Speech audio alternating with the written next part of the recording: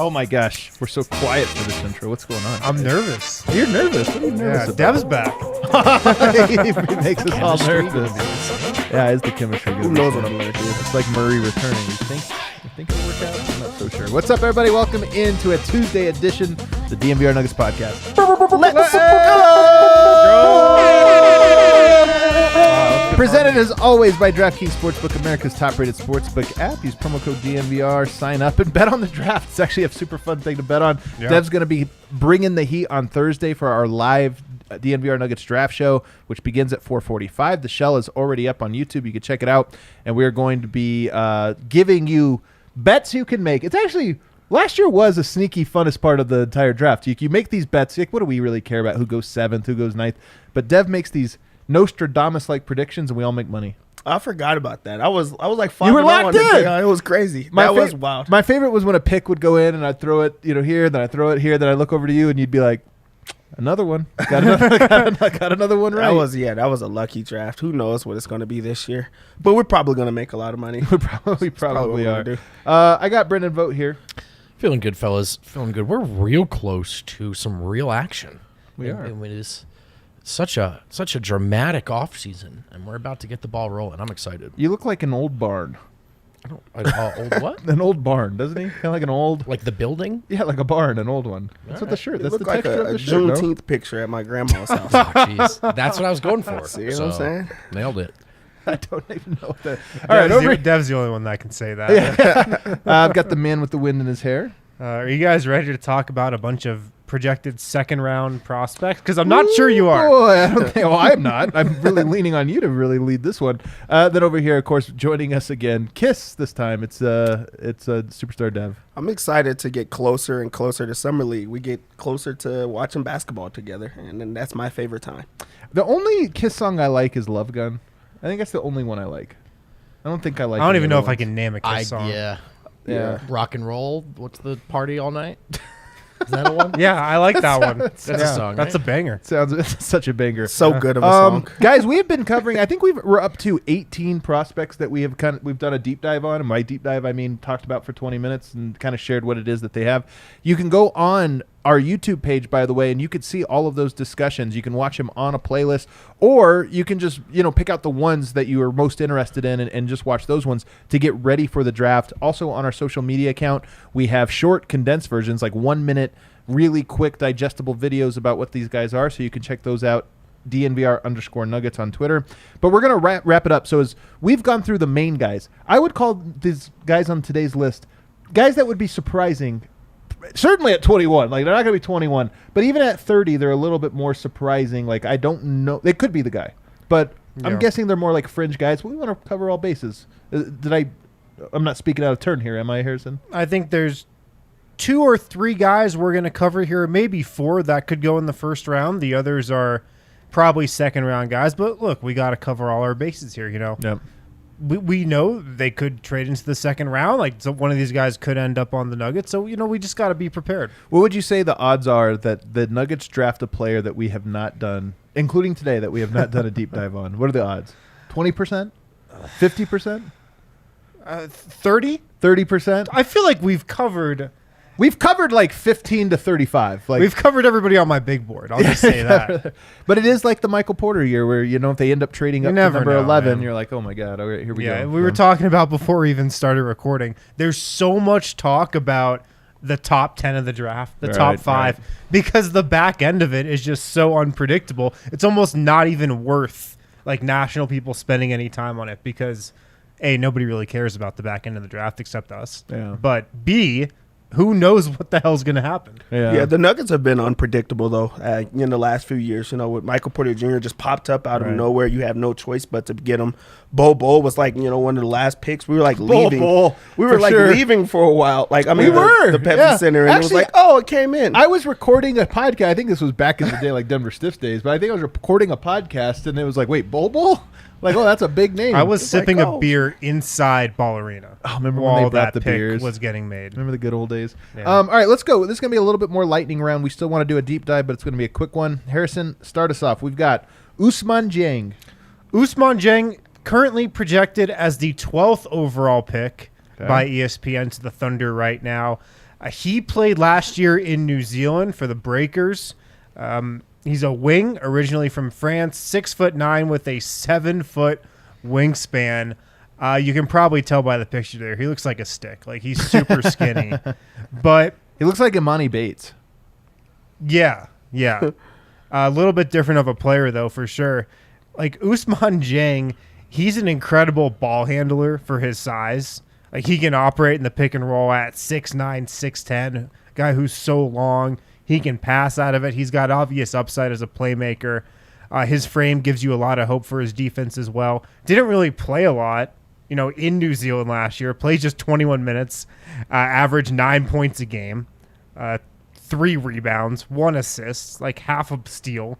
Didn't really play a ton, but he's got a lot of upside as just a playmaking 4 type of guy, I think. So originally, he's projected in the first round right now, 12th overall.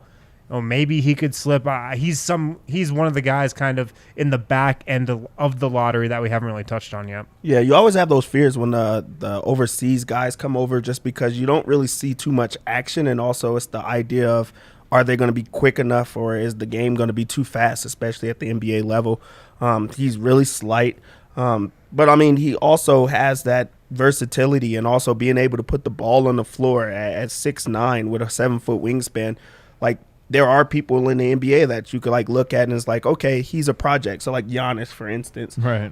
It's like he came over super small. He came over with all those intangibles, but is he willing to put in the work? So I think that there's positives on both sides, but also, I don't see this being a guy at 30 that you like take a flyer on. Although he does answer like the size thing. I mean, the thing about him that's weird is, spending too much time on him because he's such a high prospect. He's probably almost certainly not going to be available. Even if Denver traded up, probably not going to be available. But it is worth sort of talking about these guys. I mean, long boys. It hasn't gone away. The Nuggets have moved away from the long boys. When you talk about a long boy, if you're going to have a guy that can't shoot on the Nuggets, he better be a guy that, one, has quickness to get downhill, a la Giannis, and then has that length. Like you're talking about a Randy Moss receiver for Nikola Jokic playing quarterback. This guy fits that bill. So I don't even care about the fact that he probably couldn't shoot from outside 8 feet.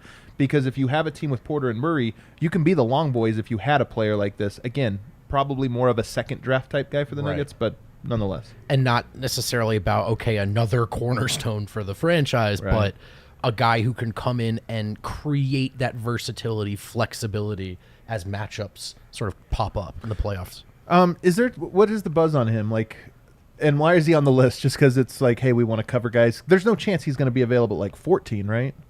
14, yeah. I mean, he's projected 12th. So, yeah, he could be there at 14 for sure. He can shoot it a little bit. Didn't shoot a great percentage last year, but you watch him and you're like, okay, this guy's probably going to be able to shoot at the NBA level. I don't think he's the guy the Nuggets try to trade up for. There's been some talk about maybe packaging 21 and 30, trying to get up closer to the lottery. I don't think Dieng is a guy you trade up for just because he's a bit of a project. He's young. He's relatively inexperienced. Didn't even play a ton in the NBL last year. So he's going to take some time. I don't think he's a fit for the Nuggets, though. Interesting player. All right. Well, let's keep it moving then. What's the next guy on our list? We've got Max Christie. So Max Christie is interesting. What if I told you that there was a shooting guard out of Michigan State who could shoot the 3 and who also looks like he's going to be a really good one-on-one defender at 6'6" with a 6'9" wingspan. Did he play football? Is that something you'd be interested in? Yeah, it sounds great. It checks all the boxes, man. But there's a kick. Well, the kick is he, came into Michigan State as a freshman, played a lot, but didn't really put up that impressive of stats. Averaged 9 points per game last year, but again, shot it relatively well from the line, but not great from 3. But you look at him and you're like, this guy's going to have a good 3-point shot. Looks like he's going to be a really good on-ball defender. And he kind of projects as like that classic role player type. Currently projected to go 47th overall. So middle second round, 19 years old, a 6'6" with a 6'9" wingspan. He looks like your classic a role player at the wing spot. With finishing issues. How's his floater, Harrison? Do you know? Yeah, the Michigan State thing. With a guy like this, I I mean, he does check off those boxes. You need a defender. You need a floor spacer, a guy that's going to be able to stop that point of attack defense, and he answers those type of things. He has good size. He's going to come in already knowing his role, and that's really what you need from a rookie, especially like moving forward. I think that at 30, you don't take a flyer on him, especially if he's projected at 47. But, I mean, he's a guy that does fit what Denver needs, so it's not too bad if you want to push back a little bit further. He's got the perfect size for what Denver needs. 6'6" with a 6'9" wingspan, good defensive ability. The number one play, so this is more probably of a 30 pick than it is a 21 pick, although it is worth noting Sam Vecini has him as 27 on his board, and he's not doing it as like where he thinks they're going to go. He's doing it on what he thinks they're worth. So he has him as a first-round grade. The thing is, if I read to you kind of the summary here he has of him is Christie is a project, pure and simple. If you draft Christie, you're hoping he takes the next year and a half adding. So you're talking about a guy that is probably more ready to play next year a little bit, 2 years from now a little bit more than that. Oh, yeah. Denver could take a player like that. I just would be a little bit surprised. And if they were taking a player like that, I don't know that it was going to be Christie. He's a guy that's definitely going to be in the G League next season. You watch him, and every so often there's flashes of, oh, there's a catch-and-shoot three from the corner. That looks great. Oh, here's him locking down his man on defense. Right. But then you also see him like get tripped up by pressure defense when he's dribbling the ball up the floor. Or he like panics when he gets double teamed and just throws the ball away, like try to skip it past the other side of the court. So there's a lot of work to do there, but you just look at his intangibles, you look at just some of the stats he put up at Michigan State. He also started off really hot from three last year at Michigan State, and then clearly just got tired and lost his legs over the last couple of months of the season, and his three-point shot really tailed off. You look at everything and you're like, there could be a really nice role player here. Right. But it's going to take some time. So what's interesting to me, a name I think about, by the way, this draft, if you were to say what is there the most of in this draft, I think it's clearly wings. And I kind of been wondering about this. How much of that has to do with that's who's available this year, that's who the best players are, versus how many teams need wings? Because I've been doing a lot of like looking around. What are they looking for? Almost every single team in the draft, you go down the list of all 30 teams, probably 27 of them are like, they need a wing. They need a wing with length who's versatile and can do this. And so when you look at it, I think this draft has a lot of Jeremy Lambs. What I mean by that is, like, if you told me Jeremy Lamb, if I just gave you the description on Jeremy Lamb, you'd be all in. Like, he's got the length, he's long, he's mobile, he can guard multiple positions, he can do a little bit of everything. And sometimes those guys become Mikal Bridges. A lot of times they're just Jeremy Lamb, and it's like, okay, he's a guy. Like, he's not bad. He does do all the things as advertised. He just doesn't do them at a high enough level to make an impact. And a guy like Christie almost feels like the guy that maybe has more of the promise to be the other type of guy, but you're waiting 2 years to find out that he might just be Jeremy Lamb. Yeah. That's his comp, Jeremy Lamb. Like, you can definitely see that. So. I think it's everybody's comp. By the way, top 5 guys that get comped in the draft, I think I have like a couple of them. Number one, we were talking about this. Jamal Crawford. He's the number one comp. There's like 18 Jamal Crawfords in this draft. Yep. There's only one on the DNVR draft show, though. Who is it? Which one? We've talked about him recently. Who was it? Hardy? Jalen Hardy? No, it was not Jalen Hardy.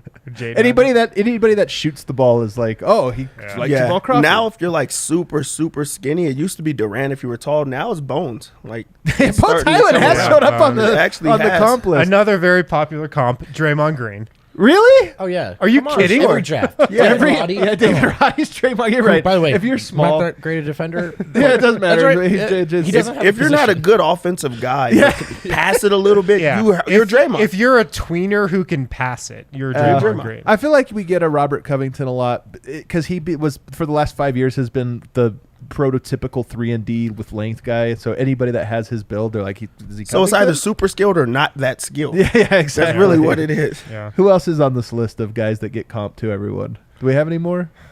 Come on, there's got to be like 1 or 2 names. That might be. I feel like for a while there was JJ Redick. Like, yeah, he was a guy. Like, really, if you could just, if he was a white shooter, Grayson Allen might be the new one. Like, yeah, he is. If you trash talk, then I just comped somebody to Grayson Allen yesterday. Yeah. Brown, good right? Comp. Good comp too. Good comp, Brown. Yeah, Brown. For us, you know the guy. Come for on, us, good comp. in our world, it seems like we cannot avoid Gary Harris. Yeah, Just like as we're looking whether, for a lot of Gary by the way, Harris's. whether that's in the draft or free agency, just as Nuggets fans, everyone's Gary Harris. And it might be Gary Harris. Yeah, he was. the That was the guy. All right, let's keep it moving. Our next guy. Is there anything else on Max Christie? I would be so shocked with him too. Like Matt Christie, of all the guys now, a lot of these boards we're starting to see him in the 25 to 35 range. Nonetheless, I still would be so shocked, and I think maybe disappointed too. Yeah, I'd be disappointed in that one as well. We've talked a lot about one of the big takeaways, injuries notwithstanding, being no projects. I'll stay by that line. No projects. The project, cross them off. Project cross them off. Can you afford to like miss on this draft? You know what I mean? There was a time like everybody complains about man. Tyler Lydon, and like, but the Tyler Lydon pick hurts less then than it does now, in many ways, because like they were casting such a wide net at that time that they were like, we're gonna get 10 young players, and if we hit on 5 of them, we did. I don't think that you can afford to miss on this, because isn't there like their next, like maybe it's the second round picks, but isn't it like to like 2027 or something? Well, they replenished a little bit. You know, they got some second round picks now. Yeah, so like it just pushes it back. So now you have a core.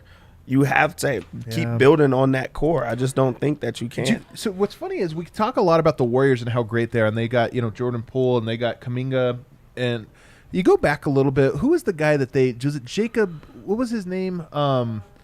Jacob Evans that the Warriors took like 2 years ago. Cincinnati cat? Yeah, you kind of vaguely remember this guy. Like they've had some guys that were work out in total Denver. zeros. I was not a fan. Yeah, and like they have every team you could do this, like where you talk about the best in the draft or look at that organization, they do it. Then every other year you just forget about Jacob Evans, who didn't ever play. They have hit on a lot of those picks, but they just won the title with Wiseman sitting on the sideline. I mean, Denver's in a different position, of course. I think they can afford to miss on this draft. It's suboptimal. Yeah, you're trying to nail 1 through 15, but could I see the Denver Nuggets winning the title next year without the help of the rookie? I can. Well, if they win the title, I'll tell you something. Whoever they pick is not going to help them. I agree. Like Almost you look at teams certainly. that are in the NBA Finals, it's not like there are rookies playing any type of role, not even a small one. Right. Any type of role. So honestly, part of me, the Nuggets have 2 first-round picks. I just kind of want to be like F them picks. To be totally honest, man. I would be. You too? Yes, I am. would be completely. Is it because we just talked about Max Christie? No, this is my It's a whole good thing, point man. from Harrison, I would though. be completely cool with Denver trading both these first-round picks.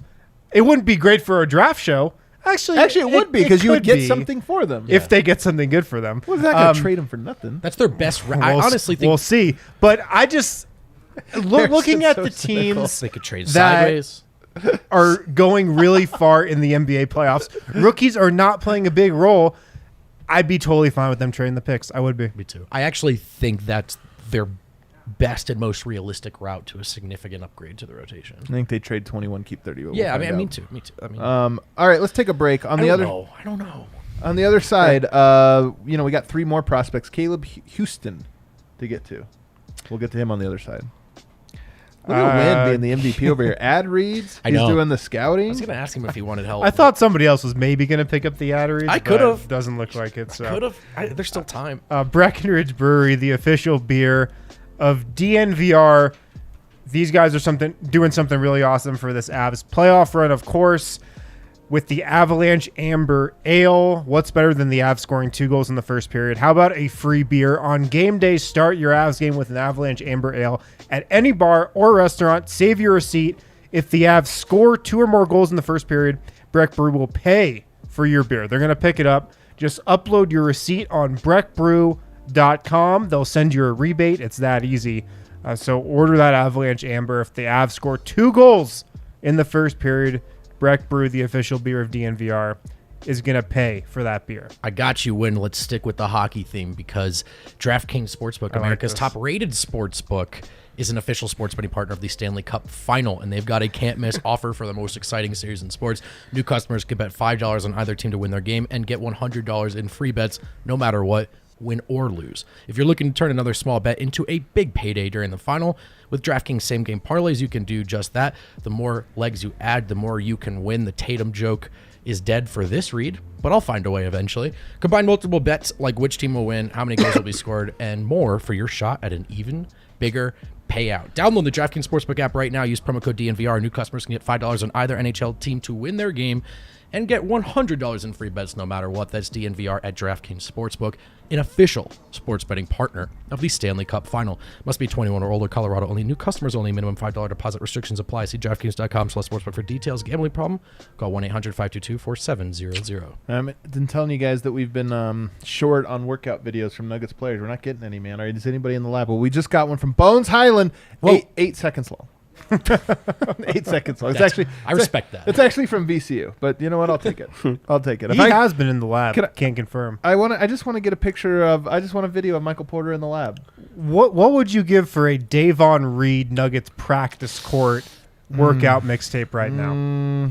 That one would move me. I don't know. I mean, Okay. it's better than nothing. But You said any Nuggets player. Is that just him doing shuttle workouts? Like, what even is that? Defensive slides. Yeah. I love Davon. Hey man, shouts to Davon Reed. I just don't need to see that. I know he's working out. He's here. We've seen him. Like, come on. Jamal Murray, like 360 dunk, something like that. Just something to give us a That'd be little good to see. confidence. Something from Jamal Murray. Yeah, something. Something. How many times do you think Yoke has played basketball this offseason so far? Do you think he's working out a lot? You think he is? I do. I don't know. I think he's working out. I don't think he's playing basketball.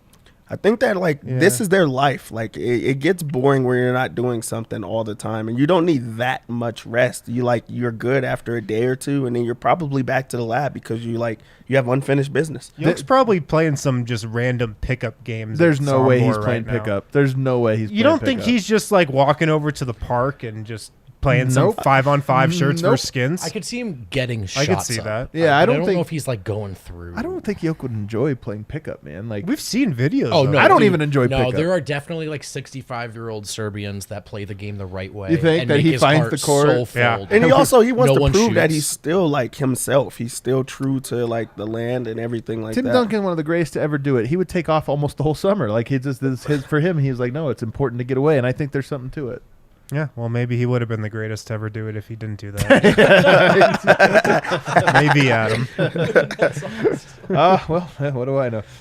Let's go now to what do we got? Peyton Watson for next. Peyton Watson. Okay. He's a big fella. So Peyton Watson, 6'8" with a 7'1.5" wingspan. He's a wing out of UCLA, projected 35th in ESPN's mock draft. 19 years old, just played his freshman season. Well, didn't really play that much during his freshman season. The story on him, former top recruit who went to UCLA and didn't really do anything during his one season there. Yeah, like not at all. Played 13 minutes a game, like in a really reserve role, didn't even start a single game. But no, he's got the tools that made him one of the top high school players in the country that he still has. His frame, 6'8" with that 7-foot wingspan, should be a good defender. He's a good athlete, good scoring instincts. His shooting and shot selection and polish leave a lot to be desired. He's a D-line special. Yeah, but he's got the measurables that he's always had. Looks like a player. Yeah, he looks like a player in some short select cuts of his film. Apparently, projected 35th overall. There's some hype about him. After he didn't really do anything at UCLA. Maybe Classic he's workout looking guy. good Workout at warrior. the workouts. Well, I'm saying a guy that high recruit, didn't do anything in college, then went back, still got better, but not really as much as you'd expect. It's a classic he didn't produce, but he's all the ingredients to produce. Yeah. Just if we get him Scary, in our man. building, Right. I don't even. we know can that. untap that In potential. This is when you say things like politics. Like the coach just disliked him. He's Oh, really man, a it was talented politics. player that he really should have been a lot better and things like that. Because when you look at his stats, like 3 points a game at UCLA, you expect him to actually be the star of the team. 13 minutes a game in the Pac-12. Like he should have been really a standout player that could have 3 done points whatever per he game? wanted. Yeah. Yeah. He didn't really play. He does. He was never on the Yeah. floor, and then also he's gonna go like around the 35 range. Like he's gonna drop. Like if we get a bet in, he's gonna drop. There's no way. There's no way you could put him up there because really, unless he's destroying in these workouts, what is it that like we're all just? I'm stumped. Like I have no idea. What it is you just totally disregard the last 12 months and look at what he did in high school. Because he was a consensus 5-star. Right? He was a top recruit. Yeah. Yeah. Yes. Do you remember how good Bol looked in those 1-on-0 workouts that he did? Do you remember just how smooth he was? All the way he would dunk from so far. And Bol is like a top 1 percentile 1-on-0 workout guy. Oh, for sure. You couldn't man. possibly have more ingredients. Yeah, he has all of it. Yeah, it's not even There's just just no straight. recipe. It's not even straight potential. Like he really has all the ingredients He has of a every great single one. basketball A player. great basketball player. But he probably will not be one. So this guy, how tall is he again? 6'8", basically. 7 foot wingspan. He was big, man. He's a big guy. He was And he's a another one of defender. the- Like he should have been a lot better than what he what he showed. But politics, you know? It had to be politics. There has to be a lot of things that we're like not knowing about him off the court. I'm sure. That like is standing out because really like this was like one of the top 10 players there was like in high school going into UCLA. It was like big when they got him, and then he just really did not show up. I figured out who the next comp is, and it's a late entry. It's a late entry For Peyton Watson? No, just in general, a guy that I've Who's seen that? several times. Herb Jones. Oh, yeah. Who's the, He's the who's the He's a new one. surprise That's draft a pick new from one. last year? That's the new comp. And So he won- guess who Peyton Watson reminds me of? Herb Jones. I mean, God, just because we have to force somebody to be him. Said defense. My comp to him, my comp to Watson is Trevor Ariza. I kind of like that comp. I think that's a good one. Oh, wow. I mean, So contenders will just be salivating for this guy. Yeah. Every trade deadline. He's going to hang around for 10 extra years beyond his usefulness. but that's his role, I think. You know, a defender, corner 3-point shooter. What's his position? He's a 3. Wow. Dying breed. He's the type of guy everybody wants. He's a Man. small forward. He's a 3-4. There we go. That's a guy like 3-3-4. I could see Denver using a second round pick had they had one on him. Like I mean he'd probably be worth like let's get him into our system. He came into Denver for a workout, so that they've done their homework on him. All right. Maybe that crosses him off the Nuggets board. But because he came to work out. Anyway, I'll tell you what, I'm intrigued. Monster defender. potentially.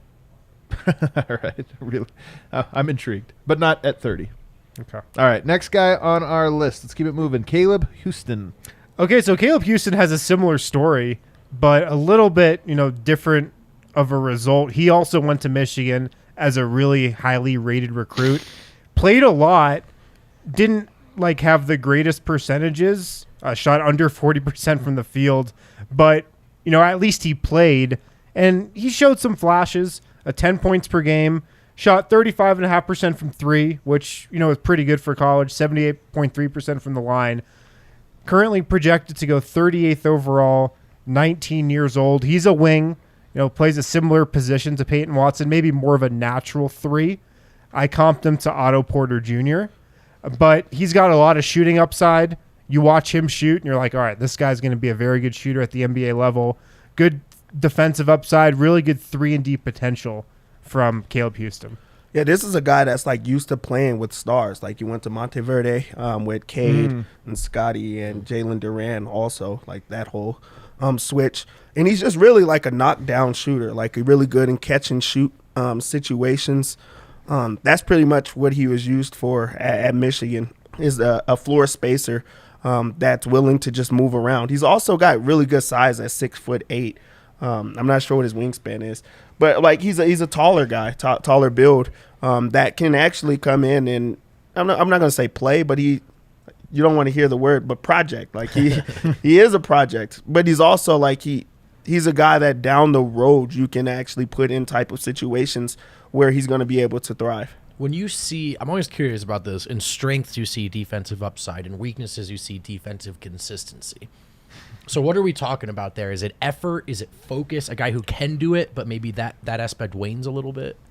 I think it's the ability to be able to switch out for guards, not for long, but just for enough to have help to come over. So I think a build. I think a build. If you're able to step out there, if you're not slow-footed, where you're going to get attacked, and that 1 inch is going to be able to repeat it where you're messing up the defense every single time. So I think it's just being able to move around. So agility. Yeah. I think he's less of a project than a Peyton Watson. Definitely less of a project than a Max Christie. Probably even more ready to play than a Ousmane Dieng. But I don't think he's going to be like a big-time player from day one. I think at the end of the first round, out of all these guys we've talked about, I think he's probably the more likely guy the Nuggets would be interested in, I'd say. The thing that's because like some of the weaknesses I see for him is can't create or whatever, and those are things that we've talked about, especially when you're picking in the spot. You don't care. Like, is it same with Zeke Naji? Do we care that he can't create his own shot? Not really, because we don't want him. You don't need that guy to be creating. But the thing that scares me, and it's a little bit true of Zeke too, although Zeke's very strong and he has, I would say, unlocked athleticism. He hasn't necessarily used it to his advantage yet. But this guy, one of the scouting reports on him is not very athletic. And I just look at that and I go, if you're getting a guy in the second round and he doesn't have like the more polished shooting or this or that, if he's like an all-around utility slasher but he can't like dunk on people, then what are you slashing for? What's so weird is when you watch Caleb Houstan play, he gets to the rim, he gets in the paint, and then he just can't jump. Like he can't jump. He wasn't at the combines. I can't find his vertical anywhere, but there's just no explosion there. Yeah. It's really weird, but 39% on catch and shoot threes, very nice number for college. I think he's going to be a really good shooter, but I don't know what else he's going to do. He seems pretty uninspiring to me. So much so that I don't think he plays now. And he doesn't necessarily project to be a guy that's like a major impact player. So it's almost like drafting a Davon Reed. I know Davon Reed's older, but what I'm saying is Davon Reed's great, but you might be able to find those guys in a second draft as opposed to a guy that you develop into being Davon Reed. Yeah. So I would be disappointed in him, I think. I think that's pretty fair. Is that too harsh? No, I mean, these are second round guys. I mean, I don't think there's anything. No, there's guys in the second round that you could look at and say, like David Roddy to me, again, I don't think Denver's taking these guys at 30, but if they got a David Roddy because they bought a pick for $200,000 cash, I'd be like, oh, I'm intrigued. David Roddy could end up being PJ Tucker, like something. It's tough right now because the standards feel higher than ever for evaluating any prospect or player that you're potentially bringing in. PJ Tucker is not like, like the gap. That's between another him. NBA. Yeah, he's definitely. He's one. every. Yeah, but PJ Tucker and Jeremy Lamb, when you talk about the collection of skill sets, is not that different. Yeah. But you need a PJ Tucker a lot more. So, like, if you find one in the draft and it takes a year, that's a good thing to go for. But if you develop a Jeremy Lamb, it's like, man, what do we spend 2 years developing a guy that's like replacement level wing? Right. Yeah, that's a good point. It's tough reconciling that I feel pickier than ever as far as who can help Denver right now with the fact that, truth be told, I don't actually expect this incoming draft pick to help them right away either. Yeah. So it's kind of a weird. Let's get one more before this final break. And the guy I've got on my list is Trevor Keels. Duke. Okay. Isn't that the guy? Isn't he up next or no? Yeah, he's up next. Yeah, Trevor Keels. Don't think you're going to be that excited about this guy Oh, either. man, I kind of was. Currently mocked 32nd overall, 18 years old. Duke just finished his freshman season, 6'5" with a 6'7" wingspan. You watch this guy play on offense, and he just reminds you of Lou Dort. Like, he's either going to shoot the three. Guess what kind of hair he has? Lou Dort hair. But I'm telling you, this is not a hair comp at all. It's a hair Because comp. when you watch him play, he plays the exact same way as Lou Dort does on the offensive end of the floor. He's either going to shoot threes, shot 4.8 threes per game at Duke last season. It's a big number for college. Or he's going to try to get to the rim, just put his head down and use his body. So I think it's not just a hair comp, although it is a strong hair comp. I think what it is you know what Lou Dort has? Football runner run. Like his run also this guy looks like he's getting ready to hit right up the middle or something. Does. And sometimes that he is is. how he plays. And so I can already tell what this guy Trevor, runs like. he plays like a football player. Yeah, it actually sucks to say like this is a Lou Dort comp because guess what? This is Lou Dort. Everything about him really. The only is it Lou Dort at home or is it Lou Dort? No, it's the new Lou Dort. Like that can actually like score. I think that's what makes it a little bit different. So when you think about like a Matisse Thybulle, he was unplayable because he could not score at all. Like he showed the ability to be able to score. Also, him being a little bit undersized at 6'6", 6'7", or 6'6" wing. I think that he makes up for it because he's able to. He's aggressive. Like I think that you could put him on a wing and he's going to be able to hold his own. He also can guard a combo guard and be okay. So I think that his kind of does make sense for Denver to take a flyer on a guy like that because they need defense so bad. He answers the biggest need for Denver right now. Is he an elite defender though? Because I think this might be. I'm just looking at some of the scouting reports and they're like not the level of defender of a Lou Dort. Yeah, for sure. I think yes and no. I think that with him being at Duke, of course, your guys around you are a lot better, a lot stronger. Of help side defenders where you're not on an island every single time, but you can give him an assignment, and I think that he would slow him down. So I would say a little bit of yes and no. I don't think he's an elite defender. I think he can be a good defender because he's strong. He's got like an NBA body already. Seems like he is aggressive defensively, likes to defend, but is he an elite Lou Dort defender right now? No. And interesting. I mean, also you think about the length part of this. I mean, there's just so many. Like, this is a guy that we're talking ourselves into the positive aspects of it. And by the way, quick first step, something Denver hasn't had. Like a guy that can get downhill is really important. Denver doesn't have a bunch of guys other than Bones now that can break somebody off the defense, and I think that'd be really valuable. But we do talk about you want some length, you want some of the shooting. He's an okay shooter. He takes a lot, but he didn't make a lot. You talk about length. He's 6'3". He doesn't, to me, to check a lot of boxes. 6'6", I think. 6'5". Really? I see him on the sheet here as 6'3.5". What sheet? On the Ringer sheet. Well, don't trust the Ringer. He's like, they do discount everybody's height. I don't know if you noticed. All of their heights are like a little bit smaller. All right. Well, a little bit taller. They do without shoes. He was 6'5" in shoes at the combine. 6'5" in shoes. Okay. That's still like, I guess it's all right length. 6'7" wingspan. Yeah. All right. One other comp though I just thought of that is another one that pops up a lot. It's Matisse Thybulle. And it's like there's levels of how bad of a shooter you are. And if you're the worst level, they're like, you kind of like Thybulle. And it just means, okay, sucks at offense. He's a 0. You guys want to know who is a Matisse Thybulle comp? Peyton Watson, we just talked about. UCLA. Matisse Thybulle. That's so much disrespect to Thybulle, man. I thought you were going to say Peyton. No, because Matisse Thybulle is like a generational defender. Okay, all right. By the way, Philly that's some fans disrespect. Still think he's unplayable, apparently. I know, that's crazy. That's because it's James Harden and Joel Embiid. Yeah. Anyway, I think Thybulle is... I don't mind that comp. I don't mind the Thybulle comp. All right, Keels, so far we're this is like a real... I'm going to say hard pass. Yeah, this is a pass for me. This Tuesday is, I guess, tomorrow. I wanted to do this today because I knew if it was the last day before the draft, like everybody would be like, well, this sucks. Tomorrow we're going to do a list of like top 5 defensive players in the draft, top 5 shooters available. Like I want us to start to list off so people kind of know where those guys go. So we're kind of getting through. There's a couple guys in the last level here that might be a little bit more interesting, but we knew these guys would all be sort of the leftover pile, and that's what they've been so far. But let's take a break. On the other side, we'll round out the leftover pile with Patrick Baldwin. He might not be a leftover. He might be a guy that intrigues some people. Let's do that on the other side. You know what's intriguing to me? This new service, Evoca TV. They're working overtime to get Altitude Sports, AT&T Sportsnet. Hey, even DNVR on your TV. Not your computer, your TV. Oh, I love that. Because here's the deal. Evoca TV has all of your favorite local Colorado sports available to you, and this service is available in Denver and Colorado Springs. I personally believe that it's your right as a tax-paying, passionate Coloradan to watch these teams, and Evoca's setting you up. So go to evoca.tv/DNVR. That's evoca.tv/DNVR.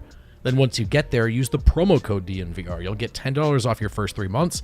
That's only $15 per month for the first 3 months, plus the receiver. No contracts, no hidden TVs. Evoca TV, it gets the people going. It gets the sports back in your living room. Check them out. Use that promo code.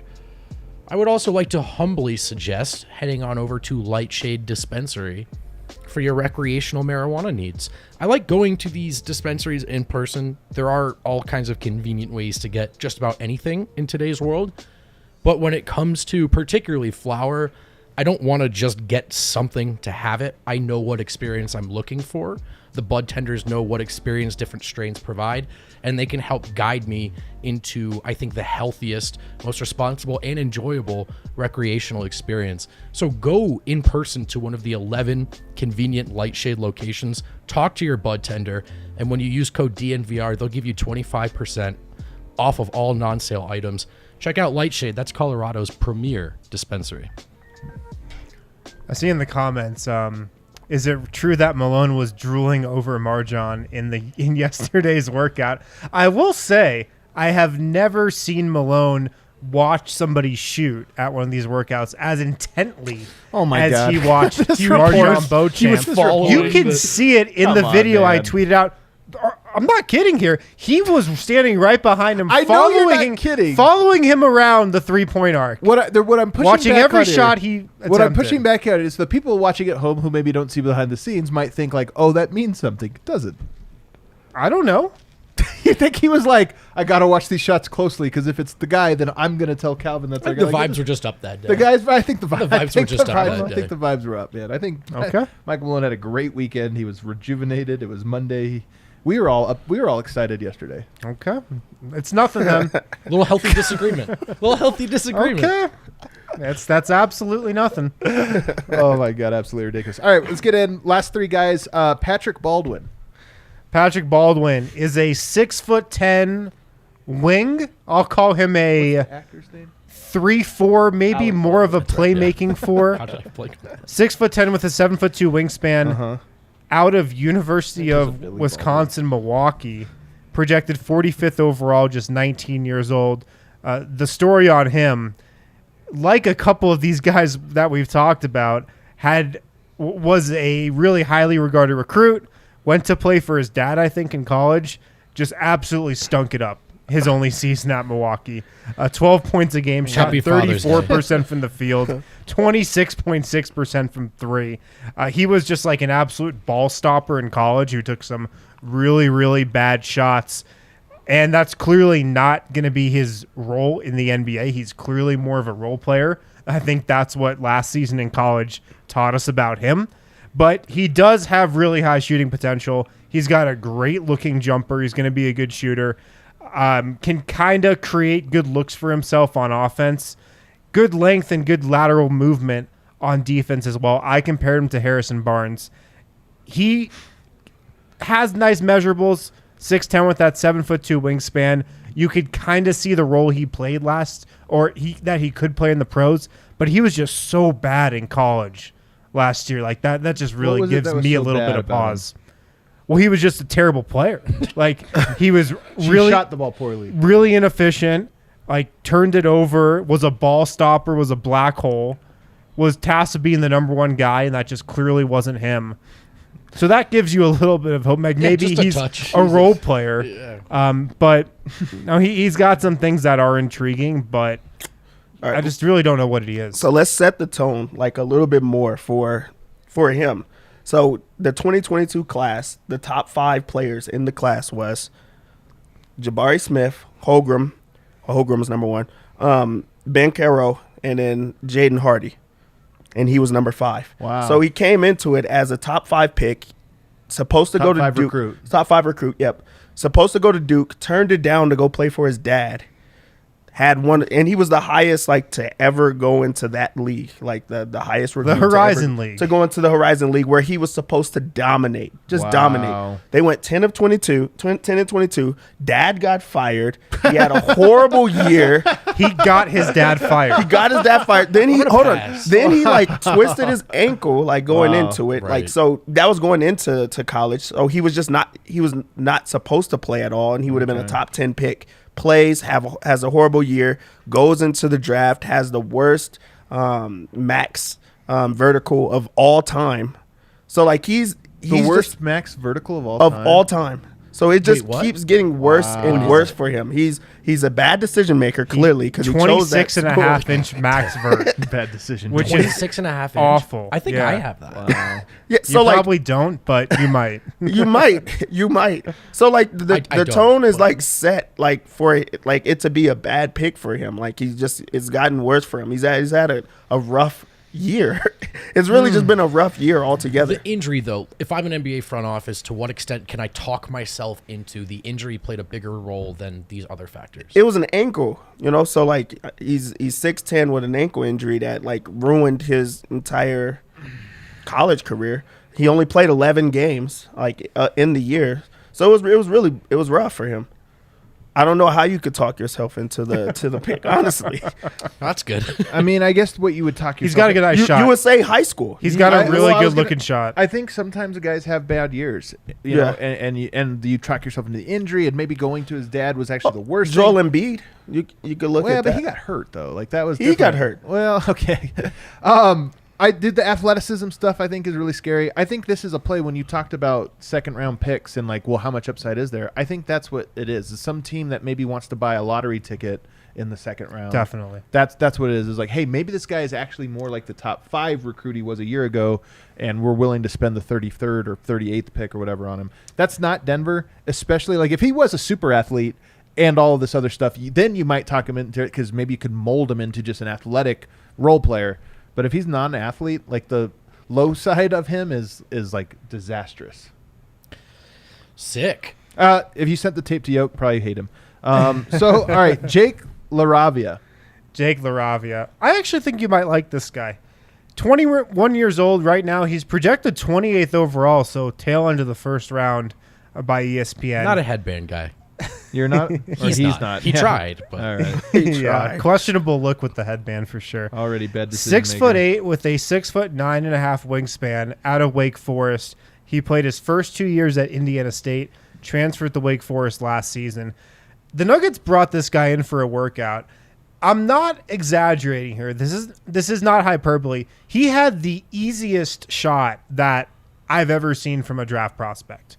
Like the smoothest, most effortless three-point shot Agreed. that I've ever seen from a guy that Denver's brought in for a pre-draft workout that I've been able to watch shoot. Shot 38.5% from 3 last year, 77% from the line. Those are really encouraging. I kind of comped him to Nemanja Bjelica in that kind of secondary shooter, like off-ball guy, complimentary role player type. He's got a high IQ. He's selfless. Like I said, a good three-point shot. Moves the ball well. Seems like he's a good passer. High role player potential. I don't know about 21, but he's an intriguing guy a little bit after that for me. we heard good things about him after that workout, and I've got a sneaking suspicion that most media members have heard good things about him following workouts. The jumper's so smooth, so easy. Yeah. He's got good size. He's role player inclined. I'd imagine he knows sort of how to sell himself as an NBA prospect. So not surprised to hear that he's impressing teams in these environments. The jumper can just go such a long way in that context. Yeah, I was going to say he could convince a team to draft him just off of him having the size. He also was really good in college at scoring the basketball, like a one-track-minded type of scorer that's going to get his shots up. And it's such a beautiful shot that you feel like it's going in every single time. So when you look at him, put him on the Nuggets, you're like, hey, you put him in a corner or you put him at a spot that Jokic is going to find him, he's going to knock it down. And you could convince yourself of that with anybody with a guard or a guy that can get him the ball. So he goes into workouts and he does extremely well, shoots it effortlessly like everyone is talking about. This is a guy that you could convince yourself that this is not a bad pick no matter where he goes. I'm intrigued. Defensively? Fine. Good. Not great. I don't know if he'll ever be great just with his measurables, and he's not an incredible athlete, but he knows what he's doing. I think he's got good defensive awareness. I think he can be a good defender. Can he still be a guy that gets played off the floor in the highest of levels or highest leverage moments of a playoff game? Yeah, but I think he's going to be a fine defender. Would he make the Nuggets goofier? I don't know. He's kind of a goofy-looking guy, I guess. I mean, Headband says yes to me. The tough thing with LaRavia, and I already feel for him if he was to get drafted by Denver, Yeah. he's just going to get comped to Tyler Lydon. The whole way I through. really feel for the kid. It's going to be the most unfair comp like in the history of Denver drafts. If Calvin wants to ruin his career, Right. I'll trade back and pick him. Because he's a different player. He's a much different player than Lydon, I think. Right. He He can just do looks like him. a lot more Yeah, things, yeah. but he's a white guy who shoots, so that's And just has the naturally size. going to happen and Yeah. is around the And- same size. And also just doesn't look like, if you look at the mugshot, he just doesn't look like a guy that you're like, that's a guy. Same with Yoke. I mean, Yoke doesn't have that look Yeah. either, you know, Yeah. but Yeah. for what it is. So, all right. Well, interesting. I mean, he's an interesting prospect. Is he at target at 30? I think he could be. Seems like that's good value for him. He's projected to go late in the first round. So I think that's about his range. He's got an NBA skill. His 3-point shot. That's more than you can say for a lot of these guys that we've talked about. So true. At least you have one thing that you just pencil in. He's going to be good there. So is he the best guy we've talked about so far today? I think so. All right. Well, there you go. Jake LaRavia. I like the name. It's kind of a good name. I think the best guy is Patrick Baldwin. Really? You just told me you couldn't talk yourself into the Well, pick. I'm just saying, like, it was like it's hard to say, but I think that like he has the highest ceiling. He's been there. He's been a top guy. He's went to like play against all the other top guys, and he's performed well. But he had a rough year. He made a bad decision of going to play for his dad. If he goes to Duke, we're going to have a different conversation about him. Like he's clearly the most skilled player there is that we've talked about. And you just talked me into the pick. No, if he's there, yeah, you probably should. Sounds like a hooper, though. He's a hoop, and also it's like you don't want to do 2 Michael Porter Juniors. That's pretty much what it is. You put another Michael Porter Jr. that has an injury. If he doesn't have that injury, he's a top pick, top 5 pick. He did have that injury, so now he falls a lot. But it's just more. an ankle. I mean, it's like a serious, like Steph Curry ankle injury, where this is like, hey, we got to rebuild the ankle. Yeah, well, it limited him, and then also I don't know why he knows that he would not do well at the combine, and he still worked out at the combine. So it has to be worse than what it is. So then you say that he goes and gets a surgery. Now what is he? He might be back to himself. Interesting. All right. Last guy on our list for today, Walker Kessler. Walker Kessler, true center. He's a big boy, 21 years old, currently projected to go 19th to Minnesota. I think that's a pretty interesting projection. He's huge. He's massive, 7'1", 7'4" wingspan. I mean, he's a shot blocker. He blocked 4.6 shots per game last year at Auburn. That's hilarious. A force at the rim. He's an absolute wall. He was the NCAA Defensive Player of the Year last year. 11.4 points, 8.1 rebounds, 4.6 blocks per game, like I mentioned. Look, if you're looking for rim protection, that's exactly what he's going to provide. He's going to turn back shots at the rim. He's going to make guys not want to come in there, I think. But, he's also got some questions about how he can play in this modern NBA and, can he stay on the floor. He's going to be playing drop coverage in the pick and roll, Vogt. So just keep that in mind. That's good to know. Yeah. Offensively, any chance of evolution, expanding the game, or do you think he's real limited at the next level? I think he could shoot the 3. Yeah. Yeah, I was going to say, I think he would be able to shoot the 3, but also he was force-fed the ball as a defender, which you don't see a lot of times. A guy that, like you said, he's the Defensive Player of the Year, and he's averaging 11 points a game. Like, that's a guy that you could throw it up there, and he's going to go score the basketball. But also, he's such an intimidator on the defensive end that it changes a lot of things. So, you think about a Mason Plumlee without the passing ability. Be able to shoot it just a little bit more because, Mason Plumlee couldn't shoot it at all.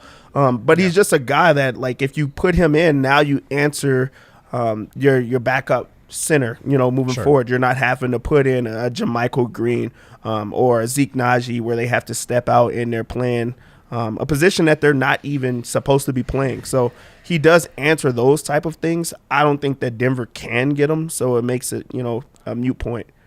I wonder. Why don't you think Denver can get him? I just think he's going to go before then. Interesting. Okay. I'm reflecting since I've gotten here, like, what is the best rim protection situation these Nuggets have had? And whatever answer we're going to come up with is by default, right? So that is the angle on this. They've talked about needing rim protection. They have. This is the rim protector. Does that move me personally? Not necessarily, but that's the angle on this. Yeah. It's interesting because you got Koloko and you've got him as their 2 sort of centers that you would look at in this spot. I don't hate the idea of Denver using their draft pick on a center. It'd be interesting to me if they did. I don't know that he would be a guy that would be trusted. Center is such an important defensive position, and he would clearly come in to play a role, right? Like, he would be the counter to Jokic, where it's like, I do think there's something to teams having to game plan for Jokic and this guy. Again, fully formed version of this guy where it's like sometimes we can't ever attack the rim. Sometimes we can or this or that. It just makes it hard to come up with 2 game plans. So there's something intriguing there. I kind of like it. Koloko or Kessler, Where do you go, Dev? Kessler, just because he's a rim protector, and he also he's going to answer a very big position. I feel like at center, backup center. So I would go with that. When you talk about you don't expect whoever they draft to play in a playoff series, he might be the exception to this, in part because Yoke's going to be playing 40 minutes anyway in a playoff game, so you're only talking about 8 minutes. And a center's role is maybe the most – it's not simple as in simple to accomplish, but it's the simple in like you need the lead. He's going to go set screens. He's going to roll. He's going to rebound. He's going to block shots. That's all you need him for. Yeah, but he's going to get played off the floor in a second. That's the thing. Like he's 7 Don't bring him out on the perimeter. He's 7'1". He's not quick. Yeah, He's not Do you think he could fit guard for the Steph modern on the NBA. perimeter? Could he? Yeah, he's going to get played off the floor in a second by a good team with Is a he good coach. more or less mobile than Jakob Poeltl? Or the same? I mean, that's the comp. That's my comp. Probably about the same, maybe a little less, So- just because he's bigger. Here's the thing, though. Would Jakob Poeltl get played off the court in a playoff series if he was only playing 10 minutes? I don't know that he would. Maybe. I think that it becomes an interesting. Again, the answer is yes if it's 20 minutes, 25 minutes, and the answer is yes if your center is Clint Capella and then you go to him because again it's like kind of the same thing. But if your center is Jokic, you're going to be drawing a lot of fouls anyway. You're going to be putting pressure on the other team so that when those other minutes come, do they have the ability to go all in? Like a lot of teams are going to say, okay, well we're going to play our small. Carmelo Anthony's our 5 with our second unit, and that's going to murder you on the defensive end. But if this guy really is that big and that good of a rebounder, you're going to murder them, both drawing fouls and just grabbing every board. So again, in 8 minutes, I just there's something to that in my opinion. Yeah, I think so. I would not be a fan of this pick. I would rather Koloko, I think. Okay. Just more athletic, more fit for the modern game. I would just rather build with him. Which one's a better roller to the rim, in your opinion?